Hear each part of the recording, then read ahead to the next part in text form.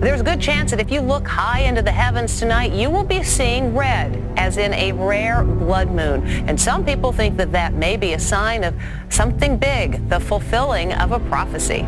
Is it my imagination, or have there been a lot of earthquakes recently? We've had a cluster over the last month.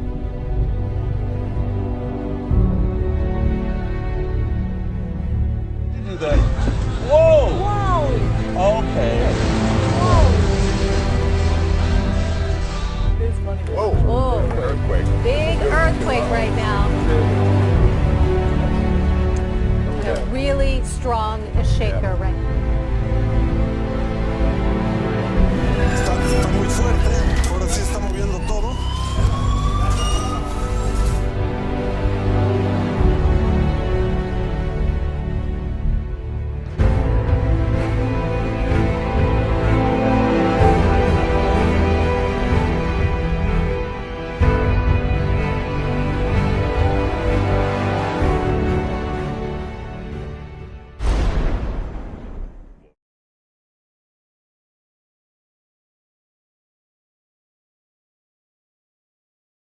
The person behind a proposed satanic monument at the state capitol claims his plan is gaining support. Heather Hope spoke with the leader of the group from New York who is trying to make that statue a reality. Carl, while many Oklahomans, including legislators, feel the satanic monument will never come to pass at the Capitol, there are some who feel acceptance is changing, and the group's leader says he's being flooded with support. Satanic Temple spokesman Lucian Greaves says support for a monument at the Capitol is growing by the day. It would be placed next to the Ten Commandments. A statue of Satan being designed in Oklahoma has been seen by reporters for the very first time. The construction follows months of controversy and discussion, including an ongoing battle between the state and the ACLU. Designers announced their plans to build a satanic monument on the front lawn of the State House in Oklahoma. Rare earthquake advisory issued for Oklahoma, the first of its kind for any state east of the Rockies. Experts say there's a good chance a big one could hit there. And ABC's Ryan Owens has a story. Tornadoes, fires, and now earthquakes in Oklahoma? It appears that it's now becoming earthquake country as well. The U.S. Geological Survey has issued a rare earthquake advisory for Oklahoma, warning that the risk of a damaging quake, magnitude 5.5 or higher, has increased significantly for the central part of the state, the very first of its kind for a state east of the Rockies. It's called a satanic black mass, and it's about to happen at Harvard University. The event billed as an historic reenactment. Not everybody's on board with this. Our Jared Holbrook is here to explain. Hi, Jared. Hi, Maria. The Archdiocese of Boston is upset about the event. They're hoping Harvard reconsiders. But even though it will be happening on campus, it doesn't appear school administrators will be getting involved. A Harvard University student club is hosting a satanic black mass reenactment to celebrate witchcraft and satanic worship. The ritual is expected to take place at an on-campus bar May 12th, and the Harvard Extension Cultural Studies Club will be hosting. The performance will be conducted by the Satanic Temple, a group known to stir up controversy. Every week, this humble DJ takes your requests for the underreported story of the week. Your last one, the mounting popularity of atheism. And this week, the group American Atheists announced that they will be launching Atheist TV, a Roku streaming network. They hope to reach an audience of up to 7 million households. HGTV axing Flip It Forward brothers David and Jason Benham even before their very first episode after some anti-gay remarks came to light. ABC's Juju Chang has the story. The announcement to cancel the Benham Brothers HGTV reality show Flip It Forward coming after the blog rightwingwatch.org brought to light anti-gay comments and other controversial remarks made by David Benham, like this one shared on the radio show The Line of Fire with Dr. Michael Brown in 2012. The homosexual agenda is next.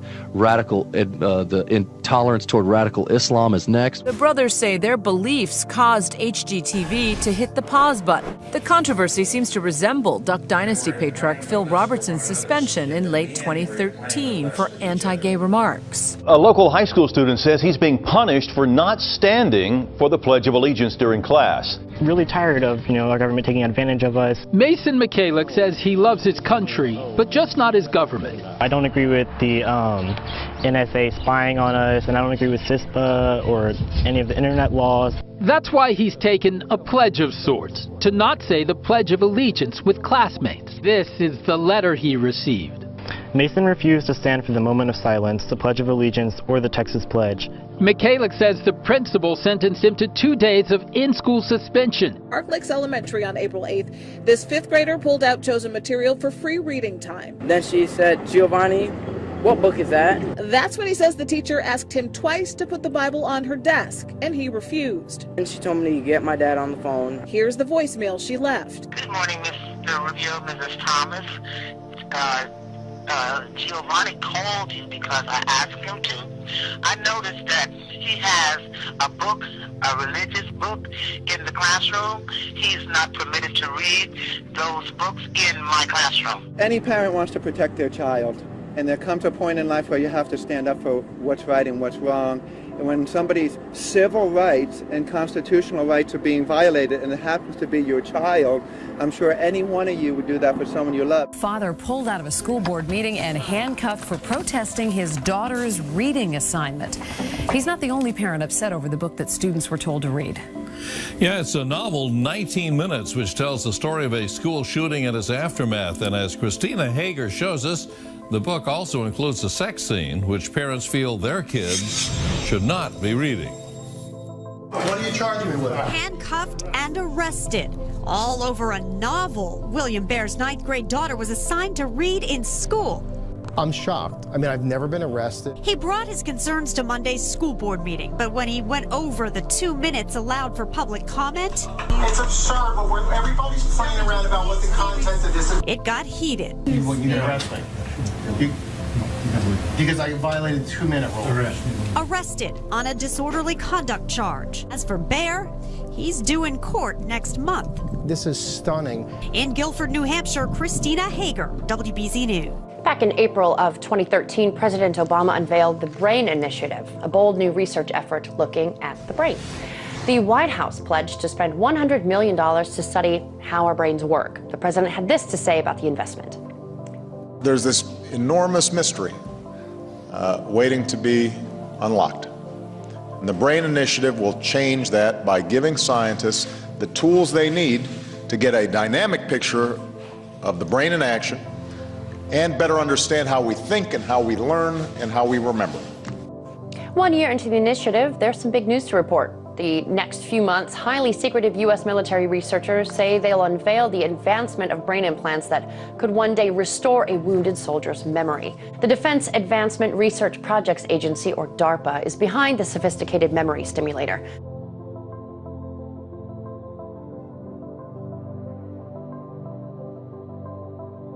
Well, a researcher at the University of Illinois, his name is Dr. Rogers, he founded a company and they started making electronic tattoos. So I'm wearing one here on my arm. Do we have a camera to get a...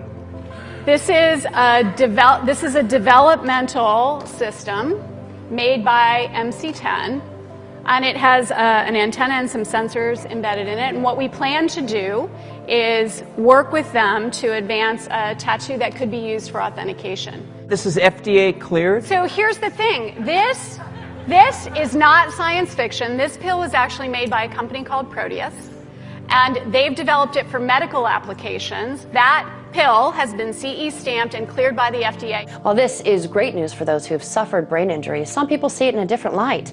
Manipulating memories in people could open up an ethical minefield. It should also be noted that researchers have come a long way in understanding and manipulating the brain. A new piece of technology will help keep criminals' hands off your medical records. Patient Secure scans your palm to create a unique identification code linked to your medical records. This sounds like something out of a futuristic movie. It does, Tammy, and it kind of looks like it too, but officials with Bon Secours St. Francis Health say the future is now. A faster, more convenient, and safer way to protect your medical records.